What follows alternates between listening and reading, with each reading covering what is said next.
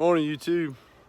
As you can see, I got a jacket on this morning. It's pretty cool. It's warming up quick. It's about 48 out here now, but it got down to 39 last night. I'm gonna show you the Dollar General greenhouse that I've put over those young plants, and man, I tell you what, it really worked. It really helped me out. I just checked the forecast, and the weathermen are saying that everything's supposed to be moving up from here, and this should be the last hoorah for the cold weather.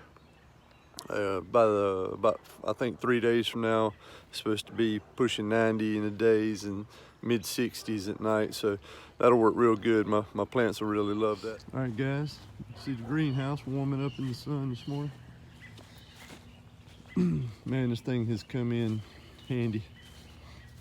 I'm gonna do something similar, but a lot neater and more long-lasting next spring to start my plants off in, and build a couple of hot houses like this to just get some tomatoes and all my seeds started that I want to get transplanted as soon as it warms up. So I'll go ahead and get them started and things like this. But I tell you, this really gives me a good confidence builder to do that, because man, look at all the stuff growing. I mean, the stuff is just doubled in size, a lot of it, in the last 3 days that I've had this on here, just from keeping the cold off, the sunlight warming inside. I can reach my hand in there and feel, and it's, I mean, 10 degrees warmer in there than it is out here easily. So it's really working out good.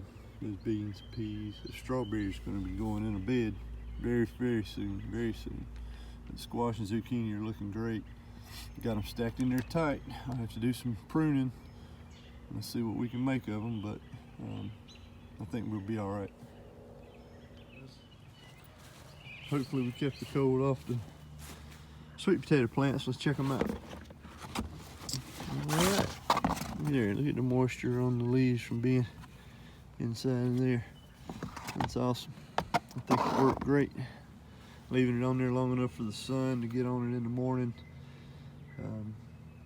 Warmed it back up in there and feel the warmth. So I think that really kept us going. I know those sweet potato plants really don't like cold weather. So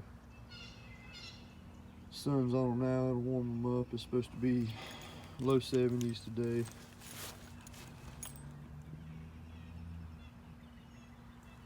Making the rounds here. There's the water bin that I put in, catch system. I tell you, 2 good rains and that thing was half full, and it's still close to half full. Well over 100 gallons in it right now, or a little over 100 gallons in it right now, which is great. Now I've been using it for everything. I've got the chickens hooked up on it. I've got the garden anytime I want to water, like those tomato plants and things I showed you up there yesterday evening. All that's coming straight out of here, 100% rainwater. Man, it's really working out good. I love it, having a water source back here and knowing that it's not town water, it's rain. Compost bin, I haven't showed you guys much lately, but you know, when you build a big compost bin and you keep having to add to it, I didn't have enough material to put in it all at one time and fill it up, you know, and so I keep adding to it, layering it as I go, layering it, layer, and it just keeps building up, settling down, building up, settling down. But I'm going to top it off here because I want to let it go ahead and do its thing. It's been getting extremely warm. It's been cooking off really well. I'm waiting on a thermometer, but man, I'm telling you, that is warm down in there, really doing what it's supposed to do. I cut my son's hair last night. Look at that. My goodness, he has a lot of hair. Guys, that is ridiculous. I've never seen so much hair come off of one head in my life. But I keep adding different things. I've got hay, leaves, shredded paper. I really just use a number of things for my browns. Same for the greens and the nitrogen sources. My son hunter went out in the front yard and dug up a wheelbarrow load of dandelions a few days ago and put those down. And let me tell you, when he put those down and I covered those, man, those things got hot. They really cooked off. So high nitrogen source, really happy with those. You still see a few of the sprigs sticking up through the brown source here, but compost pile is really coming along. Another tip that I'll give you that I've been doing is, see these holes that I put here for air? Well, I help it out. I come out here about once a week, and I've got a stick, nothing special, just a thin stick here that I use, and I'll go in these holes, and then I just shove them in all the way, and a lot of times in a couple different directions. And what that's doing is making sure to introduce air to the pile. I'm creating holes, creating spaces for air to get up in there.